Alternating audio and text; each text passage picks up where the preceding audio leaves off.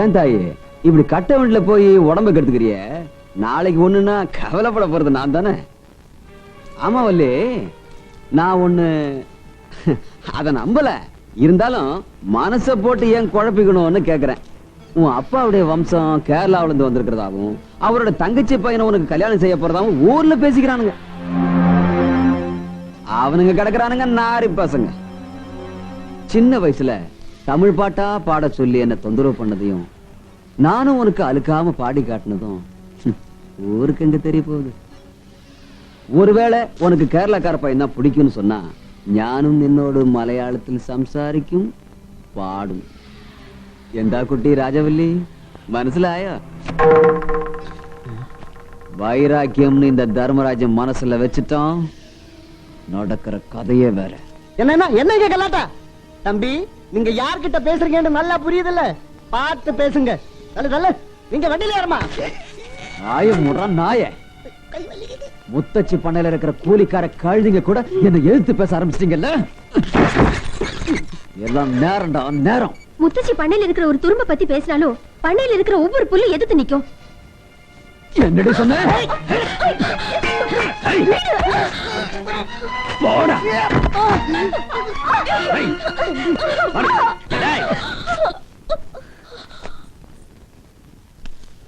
ஓ, கேரளா மாப்பிள்ளையா? நீ இன்னும் போகல? நான் உனக்கு அன்னைக்கே சொன்னல, இது எங்க குடும்ப ப்ராப்ளம்னு. மரியாதையா வேலை பார்த்து ஓடிடு. எந்த இப்ப பிரச்சனை? பிரச்சனையே இப்ப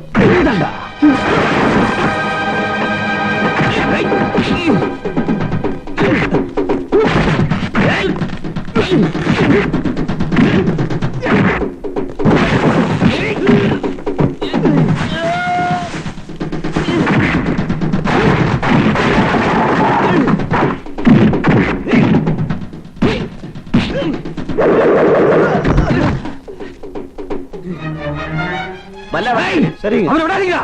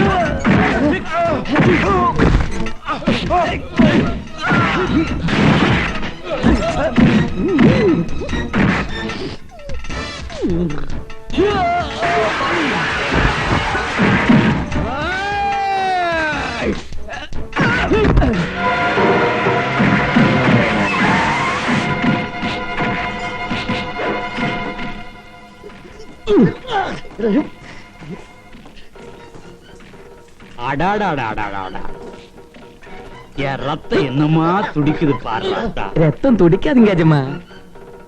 என் புள்ள விளையாடுற விளையாட்ட சொன்னேன்டா. அட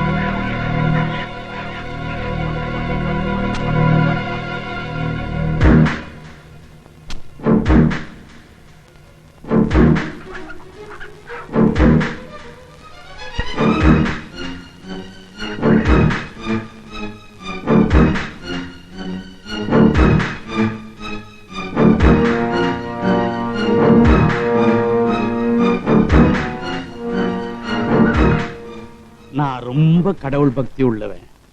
இப்பதான் தெய்வத்தை நினைச்சேன். முத்தச்சியே வந்து நிக்கிறீங்க. வாங்க உட்காருங்க. நான் உட்கார வரல. வீடேறி வந்தவங்களை வெளியேறி போங்க நான் சொல்ல மாட்டேன். அப்படி ஒரு வம்சத்துல வந்தவன் இல்லைன்னா வாங்க முத்தச்சி வந்து உட்காருங்க. சந்தர்ப்பம் கிடைச்சதுன்னு சந்தோஷப்படுறியா பூபதி? முத்தச்சி வரும்பொழுதே தெரியும் ஏதோ முக்கியமான விஷயம் இருக்குன்னு. வாங்க உட்கார்ந்து பேசலாம். மானந்தா உயிரின்னு நினைக்கிறவன் இந்த முத்தச்சி. பூபதிக்கு முத்தச்சி குணம் நல்லாவே தெரியும். நான் யாருன்னு உன் பையனுக்கு காட்டுறதுக்குள்ள நீயே அவனை அடக்கி வைக்கிறது நல்லது. கோழி சண்டையில ஜெயிக்கிற மாதிரி எல்லாரையும் ஜெயிச்சிடலான்னு நீ கணக்கு போடுற. கரையில உட்கார்ந்துகிட்டே சிராவ பிடிக்கலான்னு உன் மகன் கணக்கு போடுறான். என்னை பொறுத்த வரைக்கும் ரெண்டுமே தப்பு கணக்கு. ஒரு பொட்டச்சியால மதுரையே எரிஞ்சுது, இந்த முத்தச்சியால உன் வம்சமே எரிஞ்சிடும்.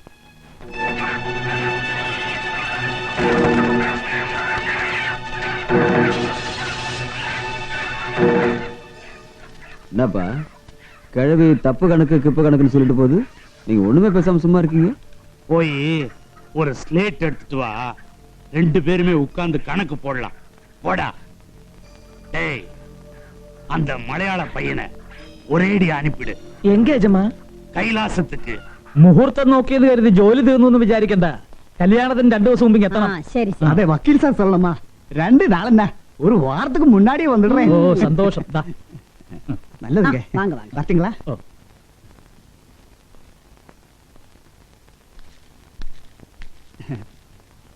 ரொம்ப கொடுத்து வச்சாரு, ராசா மாதிரி. വക്കീലേ, നിങ്ങളുടെ കേരളത്തിലെ പോടുற മാതിരി നല്ല പെരിയ പന്തലിടണം. പടിഞ്ഞാറേ മുറ്റത്ത് അതിന് സ്ഥലമുണ്ടല്ലോ. സ്ഥലമൊക്കെ ഉണ്ട്. പക്ഷേ നിലപ്പന്തലാണെങ്കിൽ 1-2 മരം മുറിക്കേണ്ടി വരും. മുറിക്കണം. ആ അല്ല, എന്തൊക്കെയാ അശോക? എനിക്കൊരു കാര്യം പറയാനുണ്ട്. ഓ പറഞ്ഞോളൂ. ഈ കല്യാണം തൽക്കാലം ഇപ്പൊ ആലോചിക്കണ്ട. അതെന്താ? ഗിരിജ എന്റെ ഇളയതാണെങ്കിലും അവളുടെ കല്യാണം കഴിയാതെ എന്റെ കല്യാണം നിശ്ചയിക്കണ്ട. അത് ശരിയാ.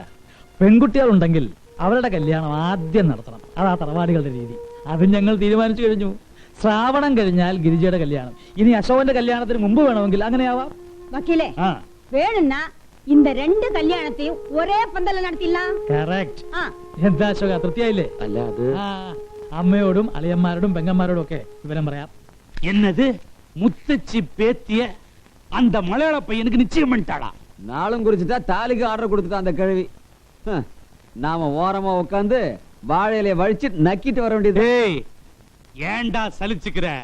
10 மாசம் பொறுத்து ஒரு குழந்தை பிறக்கிறது நிச்சயம் இல்ல, போட்ட விதையெல்லாம் முளைக்கிறது நிச்சயம் இல்ல. அப்படி இருக்கும் பொழுது இந்த நிச்சயம் மட்டும் நடந்துருமா? நான் பாக்குறேன். நீங்க பண்றது கொஞ்சம் கூட சரியில்லை. நாட்டுல பொண்ணுங்களா இல்ல, அவங்களுக்கு பிடிக்கலன்னா விட வேண்டியதானே. ஐய், மூடி சும்மா இரு. நீ பெத்த பிள்ளை இருந்தா சொல்லுவியா? நீ கவலைப்படாத கண்ணு, நான் நடத்தி காட்டுறேன். நான் 2ஆம் தாரம்னு ஊர் உலகத்துக்கு தெரிஞ்ச கதை. எதுக்கு எடுத்தாலும் அதையே குத்தி குத்தி காட்டாதீங்க. போகல. முன்வாசல் வழியா போய் முத்தச்சி கிட்ட நியாயமா பொண்ணு கேட்டேன், கொடுக்கல. இப்ப பின்வாசல் வழியா சுவரேறி குதிக்க போறேன். என்ன நடக்குதுன்னு பார்க்கலாம். மகனே, நீ கவலைப்படாத. அவிச்ச முட்டையும் ஆஃப் பாட்டிலும் வச்சிருக்கிறேன். சாப்பிட்டுட்டு நிம்மதியா தூங்கு. நான் சாப்பிட மாட்டேன். ஏன்னா நான் ரொம்ப கடவுள் பக்தி உள்ளவன்.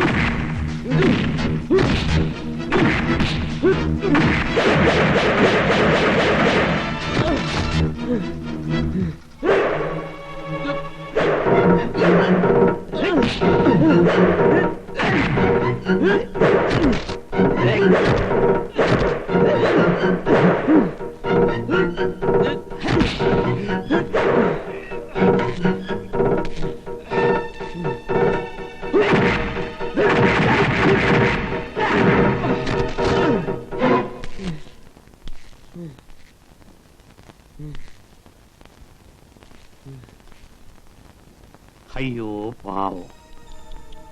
தம்பி, நான் ரொம்ப கடவுள் பக்தி உள்ளவன்.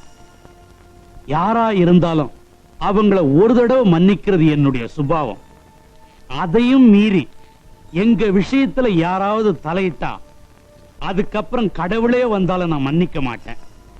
நாளை காலையில சூரியன் உதிக்கிறதுக்கு முன்னாடி நல்லபடியா நாட்டுக்கு போய் சேரு. போ கண்ணா, போ.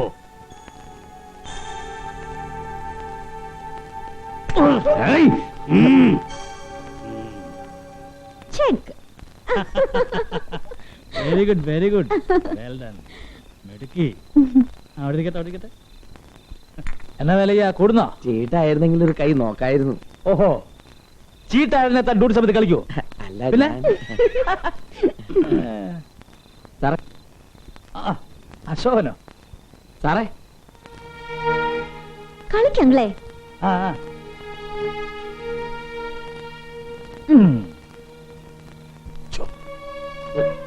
ഒന്നിങ്ങോട്ട് വന്നേ.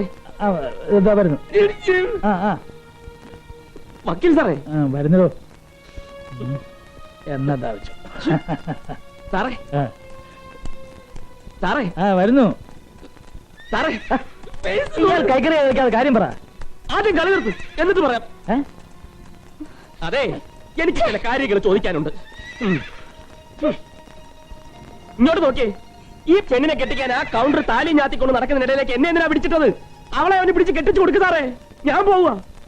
ഇപ്പൊ എന്താ ഉണ്ടായേ? ഇതെന്താ നെറ്റ് മുറിഞ്ഞോ? ഇല്ല, കണ്ണ് കിട്ടാതിരിക്കാൻ ഒട്ടിച്ചു വെച്ചിരിക്കുക. Show show. ഓ, അത് ശരി. ഞാൻ വിചാരിച്ചു മുറിഞ്ഞതാണെന്ന്. ദേ കളിക്കരുത്. എന്റെ കൈയും കാലും കെട്ടി ആ പത്മവ്യൂഹത്തിലോട്ട് വലിച്ചെറിഞ്ഞു കൊടുത്തിട്ട് ഇപ്പൊ എന്താ പറ്റിയെന്നോ? ഓ, സൂര്യൻ ഉദിക്കുന്നതിന് മുമ്പ് നാട് വിട്ടോളെന്നും പറഞ്ഞ അവന്മാർ എന്നെ ഇടിച്ചത്. ഇനി എന്തൊക്കെ സംഭവിക്കുമോ ആർക്കറിയാം. അന്നൊരിക്കൽ അവന്മാര് രാജവല്യ വഴി തടഞ്ഞു നിർത്തിയപ്പോ താൻ വലിയ സിനിമ സ്റ്റൈലിൽ അവരെ ഇടിച്ചോടിച്ചല്ലോ. ഇന്ന് അതേലും കൂടെ പോയി. ഒരിക്കൽ ചക്ക വീണ് മുയൽ എത്തുന്ന കരുതി എന്നും ചാവാ മുയൽ നിന്ന് വരുമോ? അന്നൊരു ആവേശത്തിന് അങ്ങനെ ചെയ്തു പോയി എന്ന് കരുതി ഒരു സ്ട്രീറ്റ് റൗഡിയെ പോലെ എന്ന് ഞാൻ തെരുവിൽ കിടന്ന് അടിക്കണമെന്നാണോ സാർ പറയുന്നത്? വേറെ ആർക്കും വേണ്ടി അല്ലല്ലോ അശോക, കെട്ടാൻ പോകുന്ന പെണ്ണിന് വേണ്ടിയല്ലേ. അവളുടെ മാനം കാക്കാൻ കഴിവില്ലേ, പിന്നെ എന്തിനാടോ മൂക്കിന് താഴെ മീശം വെച്ച് നടക്കുന്നത്? ദേ എന്നെ കൊണ്ടൊന്നും പറയിക്കണ്ട. ഞാൻ ഇടഞ്ഞാൽ ഗുരുവായൂർ കേശവനേക്കാൾ മോശമാ. അതാരാ ഈ ഗുരുവായൂർ കേശവൻ? ഓ അത് പറഞ്ഞൂടെ? ഇല്ല. അതൊരാനയാ. ഓ അത് ശരി. അശോക, ഇക്കണ്ട മുതലിന് മുഴുവൻ അവകാശിയാകാൻ പോകുന്ന താൻ ആരെങ്കിലും കാണിക്കുന്ന ഓലപ്പാമ്പ് കണ്ട് പേടിച്ചു പോകാൻ തുടങ്ങിയാൽ? ഞാൻ ഒന്ന് ചോദിക്കട്ടെ, തന്റെ സ്വന്തം പെങ്ങൾ ഗിരിജയ്ക്കാണ് ഗതി ഉണ്ടാകുന്നതെങ്കിൽ താൻ ഇങ്ങനെ ഇട്ടു പോവോ? അയ്യേ, താൻ മാന്യമായിട്ട് എന്തെങ്കിലും ഒരു കാര്യം പറ, ഞാൻ കൂടെ നിൽക്കാം. ഇതൊരുമാതിരി ഭീകരി പിള്ളേരെ പോലെ നോക്കി പിച്ചി നുള്ളി റാന്തി. അയ്യേ സാറേ, ഇതത്ര നിസ്സാരമായി തള്ളിക്കളയരുത്. ഇതൊക്കെ അനുഭവിച്ചോണ്ട് എനിക്ക് ഇവിടെ കഴിയേണ്ട അശോക, കാര്യം. ഞാൻ പറയാനുള്ളത് പറഞ്ഞു. ഇനി താൻ പോവോ പോവാതിരിക്കുക എന്താന്ന് വെച്ചാ ചെയ്തു. സാർ ഒന്നുകൂടെ ആലോചിച്ച്. താൻ എവിടെങ്കിലും പോയി തൊലയിടോ.